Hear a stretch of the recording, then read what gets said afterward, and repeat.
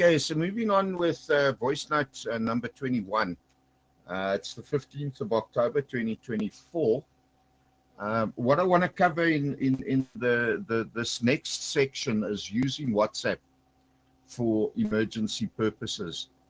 Now, we've just come through creating an understanding of the administrator roles, the group roles, the group members' responsibilities.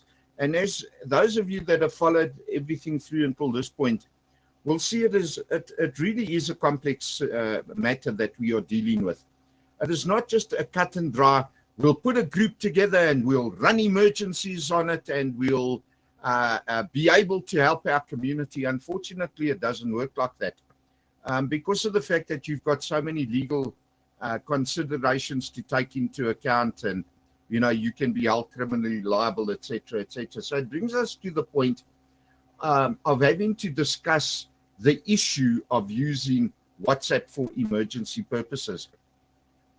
Those of you that have already been provided the link to understanding the role of social media before, during, and after disasters, I consider that particular training session, which is approximately 3 hours long, to be quite honest with you, as the foundation for what we are trying to accomplish, or what a lot of people think they are trying to accomplish when implementing WhatsApp and creating these so-called emergency groups to assist their local communities. And at this point, the first question that should be asked is, should we use WhatsApp for emergency purposes? That's the very first question. And the answer in a general sense is, yes, it could be used. However, there are additional questions that need to be considered first. So take note, I said it must be used. I did not say it must be used. I did not say it is the be-all and end-all of everything. I said it could be used. So the very first question to the first question, the follow-up question, really is WhatsApp a reliable tool to deal with emergencies? And the first thing to consider for this question is that we all need to consider what WhatsApp, or that WhatsApp relies on data and cell phone connectivity. So this is in actual fact a $1 million question. Is WhatsApp a reliable tool? When one has to rely on data and cell phone connectivity. Now just picture this scenario. For this particular voice note to 21, number 21, we've got to have a look at the concept of cell phone connectivity and data. A lot of people are on small packages. And when it comes to an emergency situation, if they do not have any data available, then how do they in actual fact post a message on the group that, or on a WhatsApp group, that they require assistance, whether that be medical or fire or otherwise? Then we've got the added problem with regards to, even while people are traveling for that matter, let's assume they do have data. What about cell phone connectivity to cell towers? With what we have experienced the last couple of years with the load shedding, but in addition to the load shedding, we've still got a lot of infrastructure damage where power reticulation fails. And when it fails in a particular area, what we in actual fact experience is that cell phone towers do not last for long periods of time, or actually switch off the moment the power drops because of the fact that the batteries at the towers are being stolen. So the first question you need to ask yourself is, should you rely on WhatsApp to call for help or assistance, especially if it is a medical issue? We'll continue in voice note number 2022 on this very same topic. Continuing with voice note number 3 on the 15th of October 2024, I'm going to continue with using WhatsApp for emergency purposes. And I ended off with the question in the previous voice note the question is WhatsApp a reliable tool to deal with emergencies? And the first aspect for consideration, of course, is cell phone data and cell phone connectivity, that it only works when the power grids are operational and that the towers don't fail due to lack of power, or even in the case where batteries are stolen from the towers. And if that is the case, then I said, ask yourselves, how are you going to call for assistance? How are you going to call for an ambulance if your tower isn't working, if your cell phone hasn't been charged, or the tower doesn't work even because of the power is going? So the follow-up question to this is, to this overall question and answer, leads us to asking again, should we then rely on WhatsApp for calling for help? And quite clearly, when you take just the power and the data and the connectivity issues into consideration, the answer is no. We most definitely should not be relying on WhatsApp. However, the problem is that ever since COVID-19, many people created WhatsApp groups, and these groups have now sort of just become, the norm, and an expectation has been developed and built amongst communities and amongst group members, and even amongst administrators. And look, on the dispatchers groups, yes, that there is a valid one, but dispatcher groups which are community facing, even there an expectation is in actual fact being created, which generally speaking, I think is creating a bit of a problem, whereby community members are not being trained in the alternate methods of calling for help. For example, even though there's still limitations, one has to consider that there are alternate methods which should in actual fact be put in play first and foremost, and then be followed up by posting to the WhatsApp groups.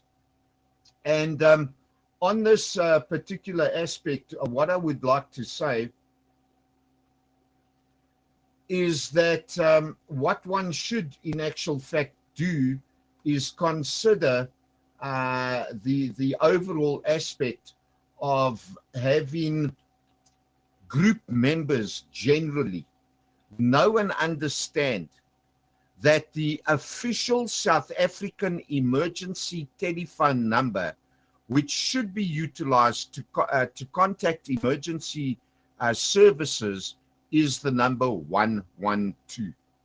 Now, the advantages of 112 are actually quite clear. 112 can be dialed from any cell phone using any network and does not rely on having data. So group members, cell phone users, even though they do not have data, can still dial 112, which will connect to either Vodacom, Cell C, or MTN call center, and then they can tell the call center that they need assistance and they need to specify a particular location so that that call center can connect them to the relevant authorities. That's the first point. The second point is 112 can be dialed throughout the country. There is only one number to use. Unlike 10111, which if you dial and use from a cell phone, you need airtime, you're going to pay for the call. 112, you don't need it. And then third, and also very important to understand, is that in an emergency, any person can pick up your cell phone. And even though you might have it locked with passwords and, face recognition and everything else, any person can dial 112 utilizing your cell phone. And they do that from the home screen, where there is an option on the front of the screen of the first page that says emergency call. So even though your phone might be locked, anybody can use your phone to call for an emergency. Now, the downfall, unfortunately, is we are still reliant on power being supplied to the towers, and that the towers are in actual fact operational even if they're running on battery backup. Which leads me to the next point of the alternate to 112, which I'll cover in voice note number 24. Moving on with voice note number 23. I hope I didn't state an incorrect number on the previous voice note. But on voice note number 23, I should say, the discussion that I've raised is using WhatsApp for emergency purposes, and is it a reliable tool? And in order to determine that, we need to consider data and power being the two most important aspects, because without those two, cell phone networks just fail. I've also raised, the alternative of dialing 112, which is fine when you are in actual fact able to connect to a tower, or at least if there is power and you got power on your cell phone. Now the question that I think that one needs to in actual fact have a look at is, what do you actually do if you cannot access 112? And what do you actually do if you cannot have power, or there is not power on a tower? Or thirdly, what do you do if your cell phone is flat? So let's just address those in very brief terms. Well, simply put, if your cell phone is flat, ask somebody else around you to make the call. It's as simple as that. The question is, what happens if you are alone? Well, then you also need to consider a couple of other factors. If you are home alone, then it becomes problematic. Because if it involves you personally, then there's nothing you can do except to start screaming out, and hopefully the next door neighbors will be able to hear you, and they can raise the alarm. But if it is another family member that is in need of, let's say, medical assistance, then don't hesitate. Even with your cell phone that's flat, go to your next door neighbors. Go and find somebody in the street. Even though you're leaving your family member alone, raise the alarm. That's the only solution that we have. A lot of our society today is not aware of how these situations were dealt with 40, 50 plus years ago, when there were no cell phones. Yes, we had copper landlines. Most properties, residential houses had phones installed. But even there, those networks used to go down, copper used to break, or, that type of thing. If it was something that was happening out on the road, or you didn't have a phone, well, you got in a car and you drove to a tiki box, which was usually situated at a local cafe, corner shop. There were plenty of tiki boxes around. You could go and call for help there. So there's absolutely no difference to today. If your phone is flat, you got to physically move your rear end and go and find help. Then the next point is, okay, so fine, you got power on your cell phone, but you got no signal. What do you do now? Well, exactly the same thing. Move your butt to a location where you can get a signal. You might actually just move to, take a walk up the road, 1 or 2 houses, and you might connect to a different tower altogether. So now this is for the end user, the group members, on how to manage calling for help. And then, you know, if you are in actual fact on the side of the road with regards to a motor vehicle accident, let's use that as an example. Then you need to judge a couple of other things. For example, the traffic volume. If you are on an isolated road, whichever way, and you haven't seen a car for 100 kilometers, well, then the chances of a second car coming along is going to be very remote, because if you're traveling that lonely road and you come across a motor vehicle accident, well, you know, that person may have been lying there for hours to start off with. You might be in an area where there is no cell phone connectivity. So how do you actually deal with that one? Let's move that over to voice note number 24, and we'll discuss as on the road emergency situations moving forward. Voice note number 24, 15 October 2024. Having a look at how to manage alternate contact methods and raising alarms and calling for assistance, etc.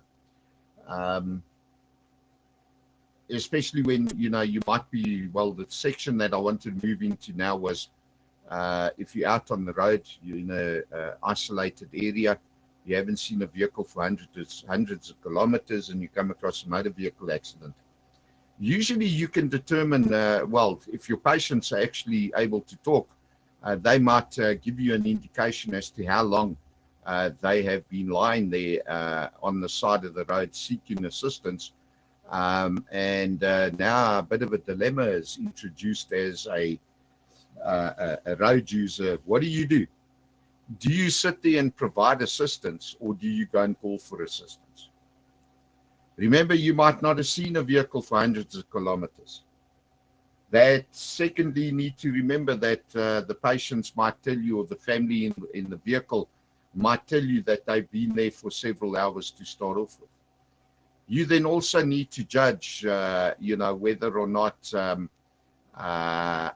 you're going to be able to call for assistance in a short period of time, or are you in actual fact going to travel for hours before you can call for assistance? And probably the term hours is inappropriate, because I don't think that any of us today actually travel for hours without being able to either find a section of roadway where cell phone connectivity might work. Sure, if your cell phone is flat, well, then you've got a problem. But most times out in these desolate areas, it might be because of the fact that there is no cell phone coverage, and short of using a satellite phone or a two-way radio system, HF equipment, etc., shortwave equipment, you might not be able to call for assistance. So you've got to judge whether or not you are in actual fact going to leave the people as they are and drive off to try and get assistance, or if you are going to see if you can help and assist them in any way whatsoever. I cannot tell anybody, whether you are an ordinary WhatsApp group member, an admin, or a dispatcher, what you should do in that case. For me personally, and now I'm talking in a personal opinion, I would, after assessing the situation and considering all these factors on the side of the road, I would in actual fact treat the patient in such a way that I can prevent blood loss. And therefore, this is where, like, stop the bleed training comes into play. I just want to assume for a moment I don't have emergency medical assistant training as part of my previous training background. But for road users today, for everybody today, stop the bleed training, even though it's only for 4 hours long, is a very good training platform to teach people how to prevent the loss of blood when it comes to trauma cases. And if you've got that training, try and assist the patient at the motor vehicle or patients at the motor vehicle accident to prevent blood loss. The more blood loss you can prevent, the longer their lives can be extended. If they continue to bleed, especially if it is arterial profuse bleeding, they can bleed out literally within minutes. However, if they have been there for several hours, the chances of it being an arterial bleed are minimized, but they do still have the possibility of, being infected and etc. So for me personally, I would in actual fact have a look at how to stop the bleed. Those of the family members that are not injured, explain to them, following the training that you are given to help, and to leave the family where they are. And then me personally, I'm talking about me personally, then I would in actual fact leave the scene and continue to where I was going to find the nearest town or cell phone connection point, and then log the call using 112. Or if I don't have any power on my phone, or cannot find a tower that I can connect to, well, get to the nearest farm, get to the nearest farmhouse, get to some structure, because out in the rural areas, many of the farmers have two-way radio capabilities. You never know what's going on, but you've got to try everything you can. A lot of the farmers themselves, even though they might not be able to contact the emergency services in the nearest city or town or whatever, a lot of them will in actual fact respond, and that will give me that opportunity to continue to the next farmhouse or the next town.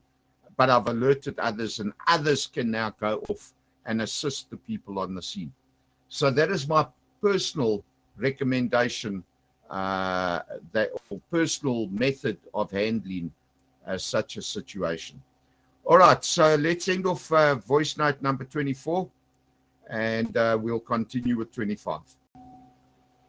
Voice note 25, 15 October 2024. I think in closing, to look at, using WhatsApp for emergency purposes. If you're on the side of the road and you've got a lot of traffic and bystanders and everything else, well, that just makes life so much easier. I mean, if you don't have power on your phone, or if you don't have signal, you can always ask somebody else to go and find a spot. If they don't have a signal, they can drive out and find a spot where they can in actual fact log a call, or you can do it. I mean, if you've got so many people on the scene, in all honesty, unless of course you are a qualified paramedic and you are going to be working at the scene itself, it is best that bystanders leave the scene. Bystanders not only are at risk of being injured or involved in secondary accidents and killed as a result of it, but they also in actual fact pose a danger to the other rescuers on the scene and things like that. So if it is in a built-up area, a suburban street or whatever the case might be, and you've undergone this type of training, then short of being a paramedic providing assistance, then it's best you rather just leave the scene, get to a point where you can get cell phone connectivity, or ask somebody else if your phone is flat, and let them call for assistance. In a suburban area in today's times, 99% of well, I'd say 90% of the time, you'd probably be able to get to a location where you can call for assistance pretty quickly, because it's very different to being out on the open road and that type of thing. And of course, I'm not talking about first aid level 1, 2, or 3, or basic, intermediate, or advanced first aid, as it is now called. If you got any of those qualifications, well, then it is always better to not treat your patient. Although, if you've done the stop the bleed and Yeah, sure, little bit of a catch-22 from a medical legal perspective. Stop the bleed. Don't do anything further than your training level. Otherwise, leave the scene. Go get help. That's the main thing. So, in closing, the question is WhatsApp a tool we should use for emergency purposes? Well, it depends on the situation. It does work when it works. When it doesn't work, well, then you're dead in the water. So there's not much that you can do about that one. And should we rely on WhatsApp? My answer, quite honestly, as I've said, no, don't rely on it. Use it as a secondary tool, but do not rely on WhatsApp. You must know the alternate methods of contacting emergency services. It's also advisable to contact emergency services immediately and then post the messages out on the groups and provide the pin drops. Always remember that when you contact 112 and you're put through to Metro Police, fire, ambulance, SAPS, always get a reference number and then post that reference number for each of the entities on the emergency group or public groups where you might post your information. Okay, so at this point, I'm going to bring this to an absolute close for now with regards to the administrator side in the general sense. And I just want to run through a couple of tips for administrators in closing before we start looking at the dispatcher side. Voice note number 26, 15 October 2024. Okay, on the previous voice note, I actually said that I was going to do administrator tips. And I've decided I'll do that at the end. From this voice note number 26 onwards, I want to concentrate and zone in specifically on group members who are going to assist with dispatching. And the very first thing that I want to point out to you, if you are going to dispatch, is that there has to be a separation between administrators and dispatchers. We can't be both at the end of the day. It is incorrect for an administrator to be dispatching. And a lot of you are going to sit back listening to this and say, but it's my group. I'm an administrator. I put it together. In this case, Mark, nothing directed towards you. Just remember the training is designed for everybody, not just particular groups. And there could be a whole lot of other statements, etc., that are put in place. It could also be argued, but as a dispatcher, I need to have access to delete certain messages, etc., etc. And what I want to point out to you is quite simply this. The need to have a separation of power, if I can put it to you that way, let's call it the separation of power between administrator and dispatcher, is purely because of the fact that you've already now been taken through the training that administrators have a legal responsibility to what happens on the WhatsApp group, to the posts, the information, etc. And dispatchers, I want to tell you something. You also have a legal responsibility to what is posted by yourselves, in particular, on WhatsApp groups. And you as a dispatcher have also got a legal responsibility for what you do not do as a result of a call coming through. And thirdly, as a dispatcher, you also have a legal responsibility for what you do as a dispatcher. So let's put it to you this way. During any incident where there is the potential risk of legal action, either on a criminal or on a civil basis. Let's take an example.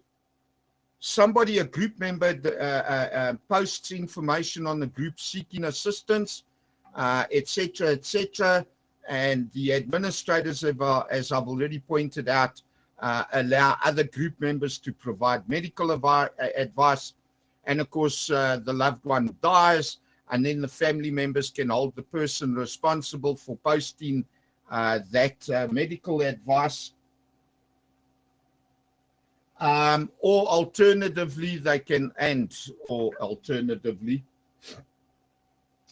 in actual fact hold the administrators, all of the administrators on a group, legally liable on a criminal case or on a civil case. Well, the same thing is going to apply. The same thing is going to apply when you in actual fact look at what your actions are as a dispatcher. So to be more specific with regards to what you do or don't do as a dispatcher, I think it becomes important to understand what your roles are or should be if you are going to have dispatching done on a group, and you know, what the roles and responsibilities of a dispatcher should be within the groups itself.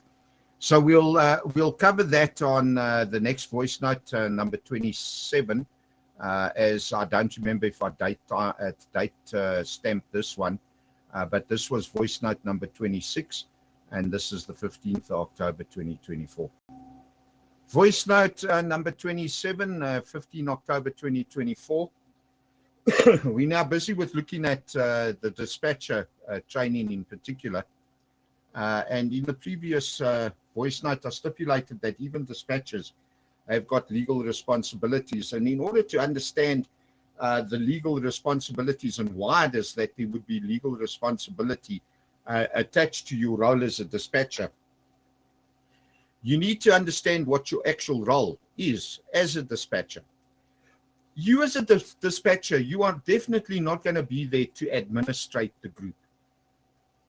In other words, it's not your role to ensure that the group members in actual fact abide by the group rules, for example. It is also not your responsibility to act swiftly and to remove unwanted material, etc., etc., etc. Yes, you do need to lead by example, and you'll understand that leading by example a little bit later. It is not your responsibility either to ensure that the messages that are posted are legally permitted or within the constraints of the law.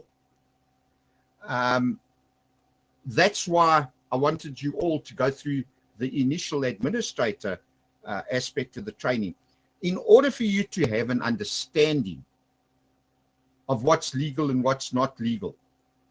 However, what is important to note as a dispatcher, if a group member posts something that is not legally permitted or is not within the constraints of any law or in contravention of any law, you as a dispatcher must ignore that message in its entirety. There are several other messages that you also need to ignore. So your role is also not to ensure that the group culture remains positive and safe for people either. That is not your responsibility. You as a dispatcher must concentrate on one thing only. And that is the situation or incident where a group member is requesting assistance. You've got to become like a racehorse with blinkers on. And when you read your messages and you start reacting and responding to a call for assistance, the only thing that matters to you as a dispatcher must be the incident the incident type, the incident location, who is involved, the number of people who are involved, the number of services that the on-scene contact feels are needed, the contact on scene, and the contact telephone number. There is nothing else that you as a dispatcher must get involved in. Please, people, I've watched on several groups where dispatching has been done, and dispatchers are getting into conversations regarding nonsensical matters and issues, etc. This is why it is important for the group members not to post unnecessary information, to reduce the number of traffic that has been generated on the groups. And we're going to discuss this in a little bit more detail moving forward with the next voice note, which will be voice note number 28 as our N27 on the 15th of October. All right, so let me try again on voice note number 28 on the 15th of October 2024. The last voice note I noticed was starting to do the da again. We're looking at the dispatcher role and the responsibilities of the dispatcher. And I've actually stipulated that dispatchers, you have to concentrate on one thing and one thing only, and that is the incident and nothing else. You are to ignore every other message that comes in. Everything that is not relevant to, or any comments or whatever, you have to deal with one person and one person only. So the first person who comes up and actually sends out a message, just remember that emotions can be running high. Adrenaline can be pumping, that they literally on a high of their own accord. And they might not always supply the right or correct or required information up front, which does make it extremely difficult for the dispatchers. However, you need to ask certain questions to get that information out of them. And for example, somebody can come up and say, I need help. And that's all that they post. But WhatsApp, because of the fact, as we've discussed previously, could have problems, technical problems, which I only referred to power and cell phone connectivity. But remember, there can be technical issues as well. So WhatsApp might not operate in real time. And by that, I mean that the person that posts a message, I need help. But now they're busy typing up the rest of the message, like the location. WhatsApp might not stipulate so-and-so's typing a message or recording audio. So either you or the administrators could come back and say, what help, where, contact on scene, and ask those questions. But this is where I want to say quite categorically up front to both the admins and the dispatchers. People, don't do it line by line, like send a message. What help do you need? And then wait for them to reply. What location? And then wait for them to reply. Then ask the question, how many people are injured? And then wait for them to reply. Put it all in one message so that that cell phone on the other side goes off once and once only. And you can do it on a line-by-line basis. You don't need to do it in one long string. So you can put there what help is needed, and then hold down the shift key or click on the shift. Is it the shift key? Let me just check it now. I want to see what it actually says on a physical message notepad itself. Let's have a look. The shift key, which is the up arrow key, takes you to capital letters. And it should turn on and stay on. If that is on and you press enter, so shift followed by enter will allow your next line of text to appear. So you'll type on the next line down. So there, put it in once. What help is needed? Shift enter. What is the location? Shift enter. What services do you need? Shift enter. And if there are injuries, how many people are injured? Shift enter, contact on scene, name and telephone number, and then send it. Send it as one message, please. You know, there's nothing worse than constant ping, ping, ping, ping, ping. And while you type in the next line, somebody else comes in with a comment. The next person comes in with directions, and somebody else comes in and asks the same damn question. Forget it. Get the messages short and sweet and simple. And admins and administrators, take note. We had an incident on a group now recently. We had 3 incidents come in virtually within 3 or 4 minutes of each other. There were 2 people dispatching and myself on the administrator side. Between the dispatchers asking the relevant questions, providing the feedback, and all of the community members having their say, the group members having their say, there were a total of 121 individual messages posted to the group. That is unacceptable. And we're going to continue in voice note number 29. Voice note 29, on the 15th of October 2024, we're continuing with the dispatcher side of the training. So basically, I'm saying, please don't send out one message after the next message after the next message. Put your message in one post. Combine it all. You can use shift return. And if you want to do a double line spacing, please be very careful. You can't do shift return and then return again, because normally on that return, it will post your message.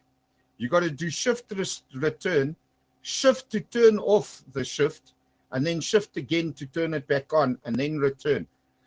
Then it'll create a new paragraph on whatever it is that you want to do, if you want to lay it out in a sort of professional manner. Personally, my recommendation to admins and to dispatchers, create yourself a private group where only you are on the group. And in that group, you can type up all of your questions, all of your requests, whatever the case might be, and save it in that folder. Just remember to turn off your disappearing messages. Otherwise, after 90 days, it'll disappear. So you can provide any format that you want, that you can either go and copy, or you can go and forward it to the group in response to a call for assistance. The same thing applies when you are providing feedback. One thing that gets my goat up is unnecessary communication, and I want to elaborate on this.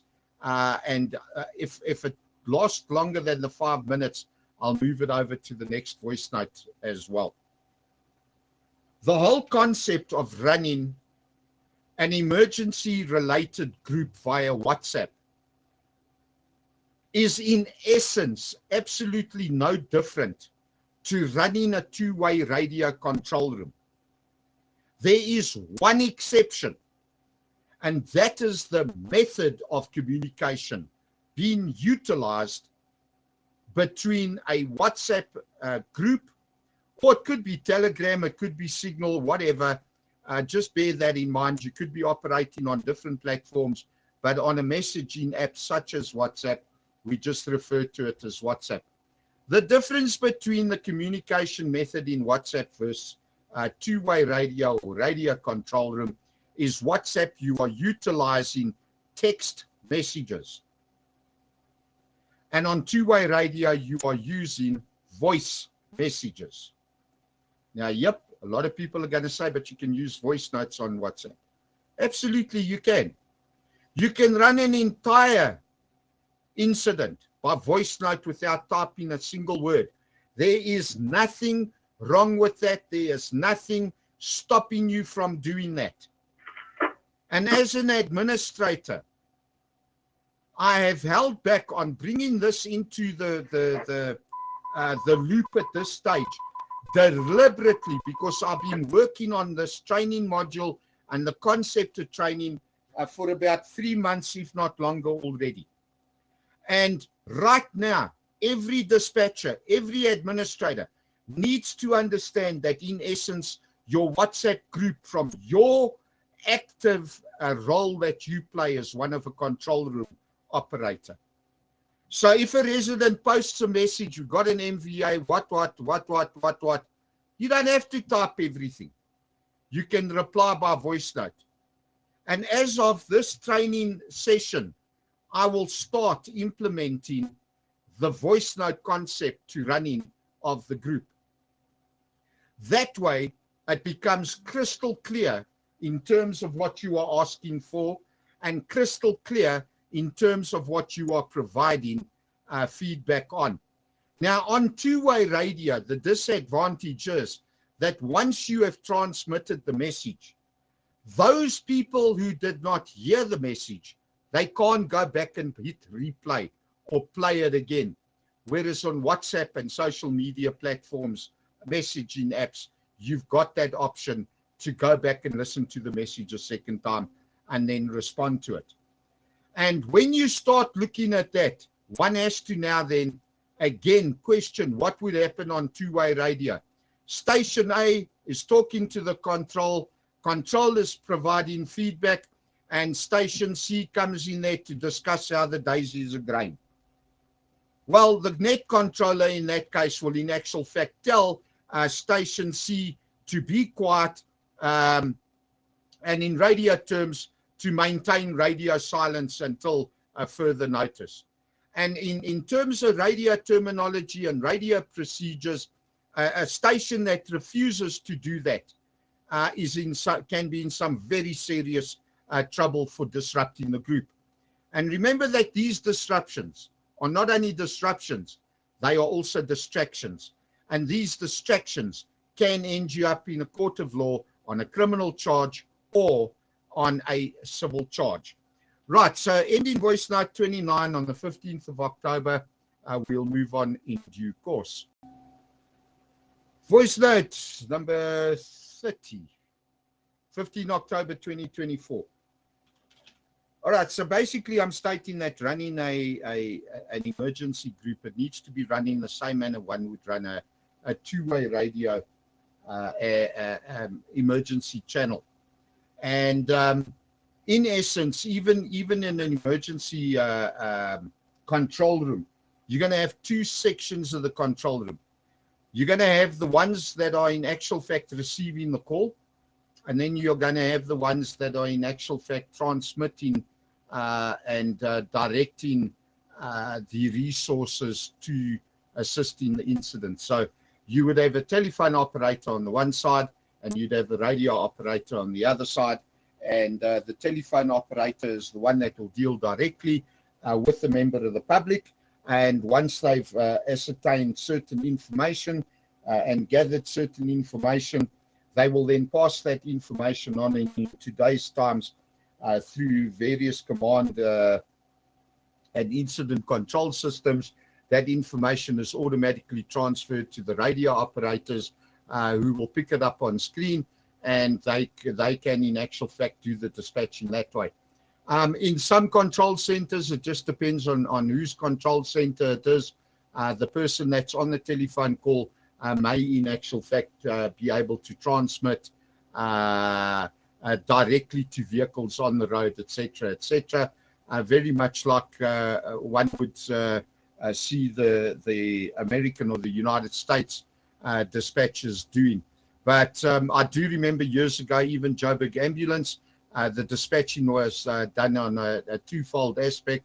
The calls would come in, telephonic operators would receive the call, and then, of course, the transmission was done by the radio operators because of the fact that those radio operators could, in actual fact, be dealing with multiple vehicles, getting multiple feedback, and providing that information back into the incident command management system in play within the dispatch center, And of course, that would now alleviate the telephonic receptionist or dispatcher from being bogged down by having to deal with radio traffic, and would in actual fact be available to receive additional incoming telephone calls.